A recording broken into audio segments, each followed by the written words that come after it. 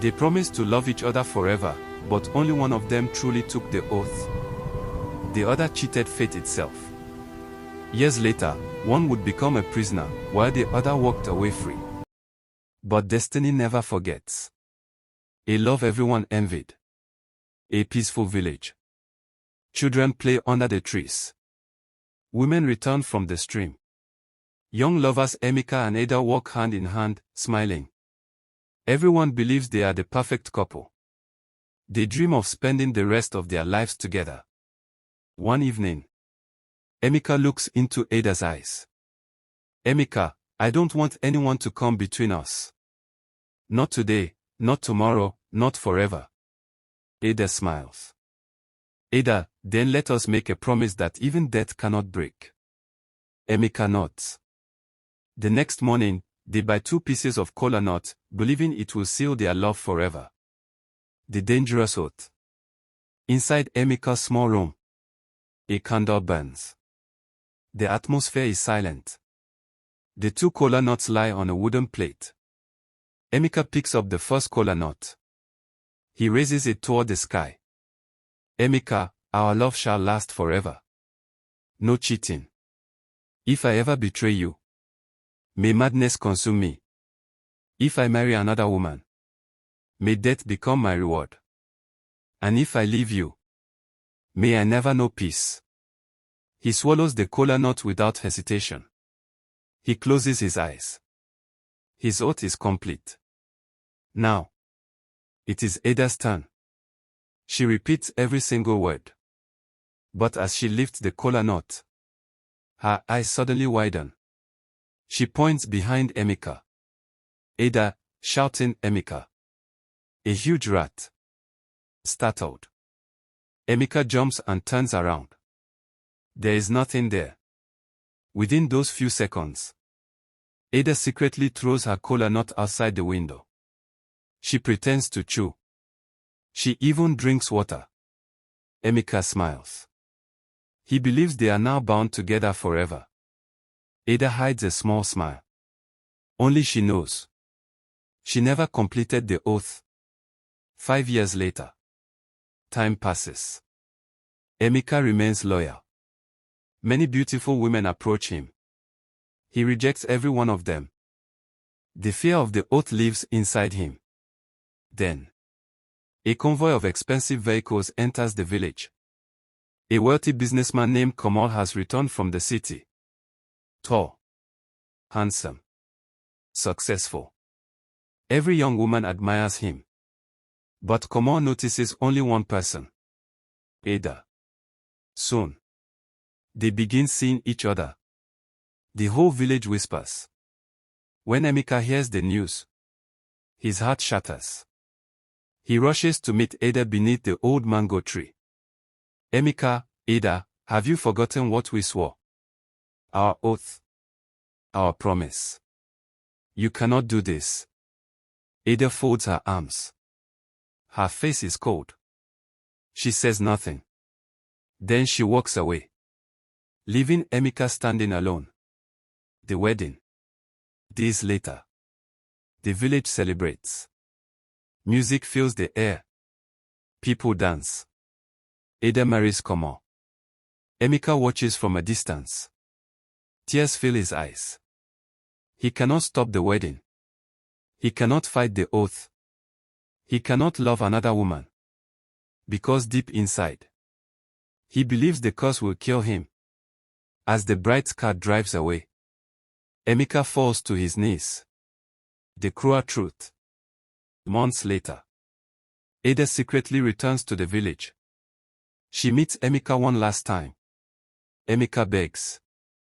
Emeka, please, let us break the oath. I want to live. I want a family. Ada laughs quietly. Ada, there is no oath to break. Emeka looks confused. Ada steps closer. Then whispers. Ada, I never ate the kola nut. I tricked you. You are the only one bound by the curse. As long as I live, you belong to me. And even after I die, you will never marry another woman. The word stops. Emeka cannot breathe. His legs become weak. He falls to the ground. The woman he loved had trapped him from the very beginning. Years passed. Ada enjoyed the luxurious life she had always wanted. But destiny was quietly preparing its own judgment. The rich husband she abandoned Emeka for would soon discover a painful secret, one that would destroy their marriage forever. Then fate took over in the village. She betrayed the man who truly loved her and chose wealth instead. She believed she had escaped the curse forever. But sometimes, karma waits patiently, and when it finally arrives, it takes everything. Several years have passed. Ada now lives in a magnificent mansion with her wealthy husband, Komo. Luxury cars fill the compound. Servants attend to her every need. Expensive clothes, jewelry, fame. Everything she once dreamed of has become reality. The villagers admire her new life. Many young women wish they could be like her. But despite all the luxury, one thing is missing: a child. Months become years. Every month, Ada hopes she is pregnant. Every month, she is disappointed. One evening, she sits quietly in their bedroom. Komo notices her sadness. "Don't worry. It will happen." Ada forces a smile. But inside, fear begins to grow. After several years, the couple visits a fertility specialist. The doctor studies several medical reports. The room is silent. Finally, the doctor removes his glasses. "I am sorry. There are serious complications. You may find it extremely difficult to have children naturally. Your wife doesn't have womb to carry children." Ada feels the room spinning. She begins to cry. Komo remains silent. His face changes. The journey home is quiet. The laughter inside the mansion disappears. Days become weeks. Weeks become months. Komo slowly changes. He no longer smiles at Ada. He comes home late. He hardly speaks. Sometimes, he sleeps in another room. Ada notices everything, but she says nothing. One evening, Ada prepares dinner. Komo refuses to eat. "What have I done wrong?" Komo finally explodes. "I need a family. I need children. I cannot continue living like this." Ada burst into tears. "I never wished for this. Please don't abandon me."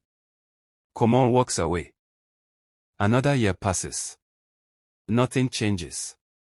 One afternoon, Komo calls Ada into the living room.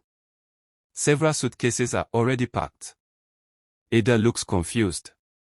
What is happening? Komo looks at her without emotion. "Our marriage is over. I deserve a wife who can build a family with me." Ada falls to her knees. "Please, don't do this. I love you." Komo turns away. Security guards carry her luggage outside. The mansion gate closes behind her. Ada breaks down in tears. Everything she sacrificed for is gone. With only one small bag, Ada begins walking back to her village. The expensive clothes no longer matter. The expensive jewelry no longer brings happiness. She remembers Emeka.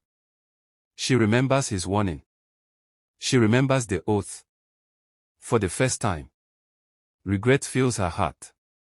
Villagers stop whatever they are doing. Everyone watches Ada. Some whisper, "Isn't that Komo's wife? I heard he sent her away. Maybe this is the price of betrayal." Ada lowers her head in shame. She keeps walking. Under the same giant tree, Emeka still sits alone. Years have passed. His friends are now married. Many have children. But Emeka remains alone. He has never dared to love another woman. The oath still controls his life.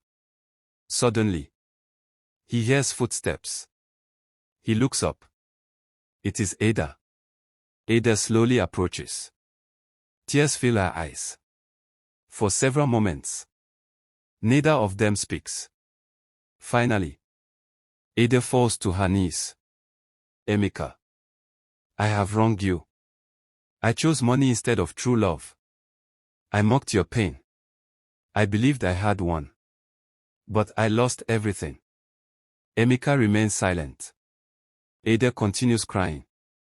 I have nowhere to go. My husband threw me away. I know I don't deserve your kindness.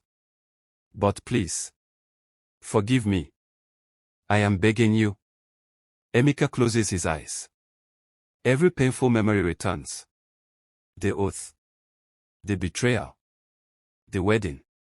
The loneliness. Years stolen from his life. Emeka slowly opens his eyes. He looks at Ada. His voice is calm. You destroyed my future. You trapped me in an oath you never honored. You watched me suffer. Ada cries even harder. I know. And I will spend the rest of my life asking for forgiveness. A long silence follows. Finally, Emeka stretches out his hand. Ada looks at him in disbelief. He helps her to her feet.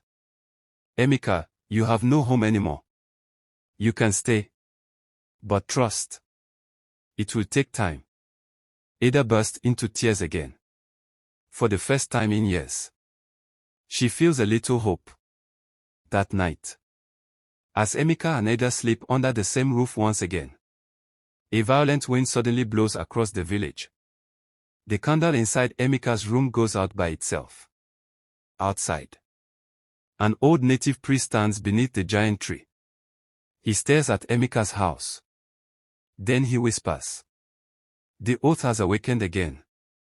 You may have forgiven her, but the spirits have not. He slowly disappears into the darkness. Thunder crashes across the sky. Emeka believed mercy would heal the past, but he had no idea that a forgotten oath was about to demand its final price. What terrible secret does the old priest know? And can true love survive a curse that refuses to die? Emeka forgave the woman who destroyed his life. He opened his home to her once again. But that very night, something ancient awakened. Some promises can be forgiven by people, but never by the spirits. The first night Ada moves into Emeka's small house. The atmosphere is quiet. Neither of them knows what to say. Emeka spreads a mat for Ada. You can rest here tonight. Ada lowers her head. Thank you. I don't deserve your kindness. Emeka says nothing. He walks outside and stares at the old tree where everything began. A terrible dream, late that night. A strong wind blows through the village. Emeka falls asleep. Suddenly, he finds himself standing in the same room where they took the oath years ago. The candle lights itself. The two kola nuts appear on the table. Then a strange voice echoes. An oath cannot be built on lies. The truth must be paid for. Emeka wakes up suddenly. His body is covered in sweat. Before sunrise, Ada sits outside crying. Emeka walks toward her. You didn't sleep. Ada shakes her head. Every time I close my eyes, I remember the day I deceived you. I destroyed your future. I was blinded by greed. I thought money would make me happy. She begins to cry. Emeka quietly sits beside her. As they speak, an elderly man walks slowly toward them. He is the village's respected native priest. His long white beard moves with the wind. He studies them carefully. Native priest, so you are the two who made the kola nut oath. Both of them look surprised. How do you know? The old man sighs. The spirits revealed everything. The priest asks them to follow him beneath the ancient tree. He places a fresh kola nut on the ground. Kola nut is sacred. It hears every word spoken before it. When one person lies during an oath, the oath becomes unbalanced. Ada begins trembling. Can it still be corrected? The priest looks at her. Only if the whole truth is spoken. Ada falls to her knees. Tears pour down her face. I lied. I never ate the kola nut. I threw it away. I wanted Emeka to remain trapped while I lived freely. I thought I was clever. But I have suffered ever since. She cries uncontrollably. The priest remains silent. The priest turns to Emeka. What is inside your heart? Emeka closes his eyes. I was angry. I hated her. I wanted justice. But carrying hatred has brought me nothing. I choose to forgive her. Ada looks up in disbelief. Fresh tears fill her eyes. The old priest slowly shakes his head. Forgiveness heals the heart. But forgiveness alone does not erase an oath. The oath must be completed honestly. Both of them become frightened. That evening, the priest leads them back to the old room where the oath began years earlier. A new candle is lit. 2 fresh kola nuts are placed on a wooden tray. The room is completely silent. The priest nods. This time, there must be no lies. Ada picks up the kola nut. Her hands shake. She looks at Emeka. I cannot change the past. But today, I choose the truth. She eats the kola nut completely. Emeka also eats his own. The candle suddenly burns brighter. A powerful wind rushes through the room. Then, everything becomes still. Outside, the dark clouds disappear. Birds begin singing again. The priest smiles. The burden has been lifted. For the first time in many years. You are both free. Ada falls into tears of relief. Emeka finally smiles. It is the first genuine smile he has had in years. Days later, Ada walks beside Emeka in the village. She no longer desires riches. She values peace. The villagers slowly begin accepting her again. Their lives begin to heal. But not everyone is happy. Late one night, a black luxury SUV quietly enters the village. A tall man steps out. It is Komon. He stands outside Emeka's house. His face is filled with anger. He clenches his fist. So, this is where you came back to. You belong to me. He slowly walks toward the house. Inside, neither Emeka nor Ada knows that danger has returned. Narrator. Ada thought her past was over. Emeka believed the curse had finally ended. But the man she once called her husband has returned, and this time, he isn't coming for forgiveness. He is coming for revenge. Just when Emeka believed his suffering was finally over, the man who took everything from him returned. This time, Komon wasn't coming back for love. He was coming back for revenge. Early the next morning, a black luxury SUV drives slowly into the village. The sound of the engine draws everyone's attention. Children stop playing. Women carrying baskets pause. Men gather beneath the village tree. The SUV stops. The door opens. Komon steps out. His expensive suit and polished shoes stand out against the dusty village road. He removes his sunglasses and looks around. His eyes stop at Emeka's house. The villagers begin whispering. Isn't that Ada's former husband? What has brought him back? This cannot end well. Within minutes, the whole village knows Komon has returned. Emeka is repairing a wooden chair outside his house. He hears footsteps. He looks up. Standing before him is Komon. The two men stare at each other without speaking. The air is tense. Ada notices Komon from inside the house. Fear fills her face. She slowly walks outside. Komon takes one step forward. Komon. So, this is where you have been hiding. Ada lowers her head. I wasn't hiding. Komon laughs bitterly. You disappeared without saying goodbye. You walked away from everything. Ada quietly replies. You sent me away. Komor remains silent for a moment. Emeka speaks calmly. There is no need for fighting. We have all suffered. Komor turns toward him. You knew she was my wife? Emeka answers. When she returned, she had no home, no family, no one. I simply refused to abandon another human being. The villagers exchange surprised looks. Ada steps forward. Tears fill her eyes. Komor. I wronged you too. I entered our marriage carrying secrets. I never gave you the honesty you deserved. I was selfish. I wanted wealth more than truth. I am deeply sorry. Komor looks away. The anger on his face begins to soften. The respected village elder slowly walks toward them.